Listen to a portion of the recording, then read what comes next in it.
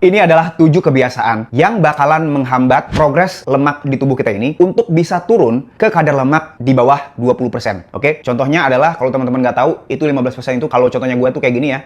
Jadi otot perutnya kelihatan, definisi ototnya juga semakin jelas, dan perut kita nggak buncit. Sama halnya kayak follower kita ini ya, dia turun sebanyak 40 kiloan nih, dalam waktu 3,5 bulan aja, itu langsung otot perutnya langsung kelihatan. Atau bahkan kayak klien-klien gue ini, dia berhasil turun ke kadar lemak di bawah 20%, dan mulai memperlihatkan otot perutnya. Karena apa? Karena dia benar-benar menghindari 7 kebiasaan buruk ini. Nah, apa aja kebiasaan-kebiasaannya? Kita langsung bahas aja satu persatu. Nah, kebiasaan yang pertama, yaitu kita sering banget nyemil-nyemil setiap harinya, dan yang kita cemilin itu adalah apa? Adalah makanan karbohidrat tinggi dan juga lemaknya juga tinggi. Nah, kebiasaan yang kedua, yaitu adalah makan di luar terlalu sering. Terlalu seringnya itu di atas dari 3 kali seminggu. Jadi jangan sampai makan di luar ini ya, itu ngerusak progres hari-hari sebelumnya, dan bahkan merusak progres hari ke depannya. Nah, yang ketiga nih, kebiasaannya ini sering banget yang kita masih lakuin, yaitu kita masih minum minuman manis berkalori tinggi. Contohnya misalnya kopi, ya kopi ada susunya, ada gulanya, atau misalnya minuman-minuman lain yang minuman kemasan, kita wajib stop dulu kebiasaan itu. Nah, kebiasaan yang keempat, ini mulai serius lagi, yaitu kebiasaan buruknya adalah kita itu masih skip makanan-makanan yang berprotein tinggi. Contohnya misalnya nih, kita siang udah makan protein tinggi nih, malamnya kita makan apa, Pak? Kita pesen nasi goreng, Pak. Itu bakalan apa? Bakalan ngehambat progres kita banget. Ngebikin apa? Ngebikin kita nggak akan turun tuh beratnya. Buat teman-teman yang nggak tahu, kalau kita mau mengeluarkan energi, ada yang namanya TDEE, Total Daily Energy Expenditure, atau pengeluaran total energi hariannya itu. Jadi BMR itu adalah total pengeluaran yang paling gede tuh. Nah, gimana cara naikin BMR? Dengan menaikkan massa otot. Dengan kita konsumsi protein, ototnya naik, metabolisme naik, kita nggak lapar-lapar, wah mantap banget pokoknya.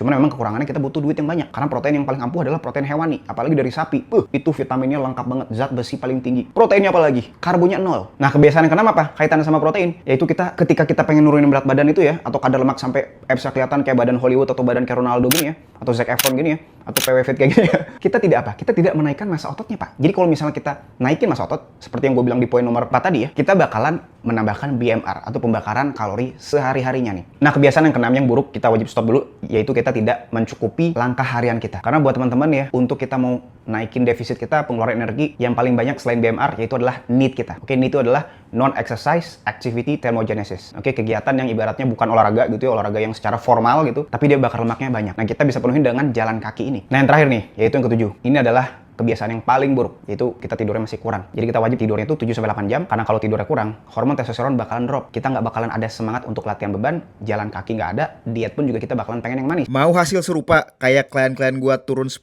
kilo dalam sebulan? Langsung daftar coaching di link di bio profil akun gua.